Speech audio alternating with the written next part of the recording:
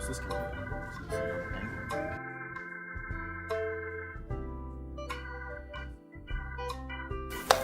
Hi, I'm Caesar Mackey. I'm Kayvon King. I'm Prince Young, Gavin Roberts. I'm Troy Smith. and we're here to talk about Tuskegee Airmen. What does it mean to be a Tuskegee Airman? Well, certainly we're a member of a very exclusive group of airmen. We all work together. We love one another. I was doing what I considered one of the most challenging and pleasant careers of my life, and that was flying.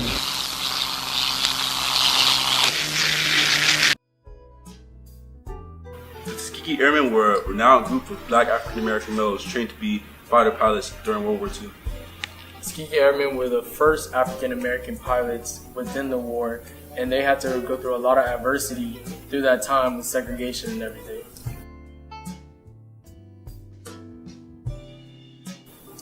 Well, it's all about just keeping a strong mind. You have to stay strong mentally, and you can't let your physical side come out too much. You have to, just stay humble and then just do your job. I feel as though it's unfair. They expect us to go fight for them, but they don't allow us to use the same bathrooms, and they don't allow us to drink from the same water fountains. And we can't eat with them. We can't sit in the same spots that they sit in. Our children don't get the same educational rights that their children do. I just think it's completely unfair.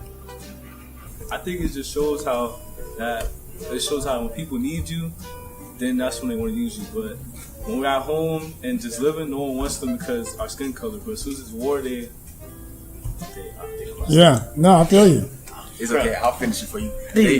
as As soon as how I wanted to say it, I messed up. as soon as they want us to go to war for them, they want to be right there by our side, asking us to help and stuff. But I don't really think it's fair.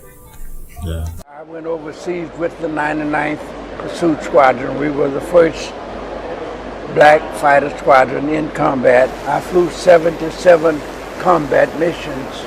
Going overseas to fight was doing so as an American that I felt very proud of being and was willing to go fight and die for. It had nothing to do with the racial status that I had to endure. And it was my love for America in spite of her imperfections. I don't think I'll be able to do that. Those men did. It just took strength, power, perseverance, confidence, courage. It'd be a challenge, but I think in the end we'll have the strength to pull through. Just show how skilled and determined that I think African American men are. Like, even though they were being segregated against and mistreated, they still wanted to accomplish their goal. And I also love the fact that they didn't get the best teaching as white fighter pilots were getting. So they took what they got and they made the best out of it, and they worked their hardest just to show that we can do this too, no matter how much you give us, and we're gonna do it, and that we're determined. I would just say, being young myself, so this advice also goes for me, that no matter what trouble you have, no matter what problem, just stick through it, and if you're dedicated, just fight for what you want and never give up. I would say, don't give up and just keep trying, because nothing that we're going through right now is anything close to what they went through back then. So I think if you want to be a pilot, then you should do it, because if you don't, you're just kind of disrespecting people like the red tails.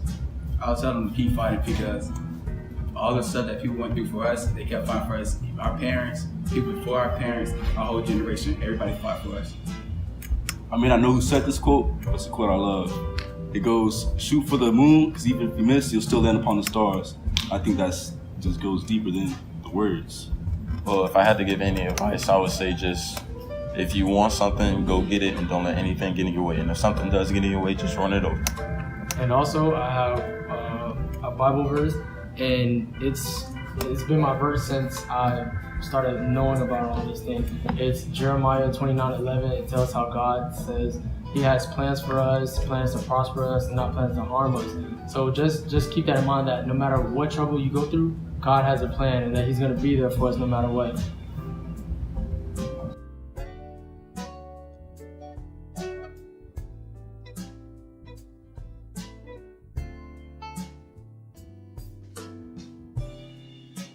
One question we would like to ask is, What's the worst memory you had about the war? You know, I never had a worst. I can remember things like the day they landed on D-Day, as they called it. That was one of the things that lingers in my memory. But I guess the worst thing was the segregation that took place in Mississippi and in Alabama at the time. Those were two things that, even though I came from Washington, D.C., where there was segregation, but it wasn't by law so much as it was in the South. The law said you had to get out of the way of white people and things like that. And where in the district we were segregated, but I don't think anyone. Well, we participated in sit-ins and things, so I guess it was. It's just that we had so many of our own facilities that were just as good, if not better, than the whites. It didn't bother us as much. But the young men who came from the northern states, where they had been accustomed to going to school with whites and stuff, they found it far more difficult than I did. All right. How did your parents feel about you enlisting in the war? My father, because at 16 I went to work in the federal government, and I worked when I say I worked in the same building that my father worked in, and so we became more friends than father and son, because we walked to work every day and walked home. So he had a different attitude. But my mother, I had to beg her to let me try to go into the Army Air Corps, because I didn't want to go in the Navy, because she thought airplanes were coffins with wings on them. And but she signed for me, and because I had not completed high school, I think she did because she didn't think I could pass the test.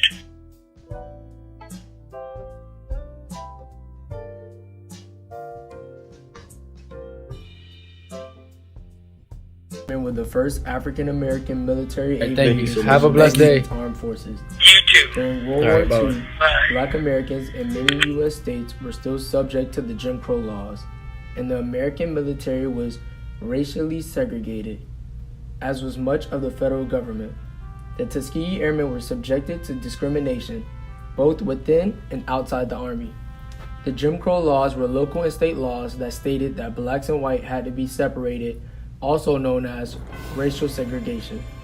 These laws continued to be enforced until 1965. The Red Tails began in 1941 with the 99th Pursuit Squadrons at Tuskegee University.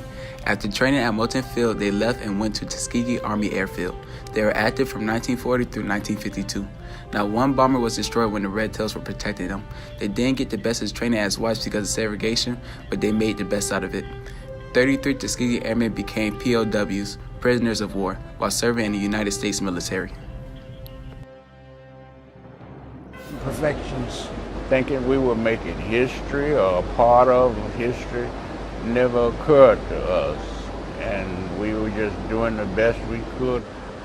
We went for many, many years where nobody knew that we existed. Right now, it's about almost 70 years ago. So it took a long time for them to recognize us. I feel that recognition has finally come around.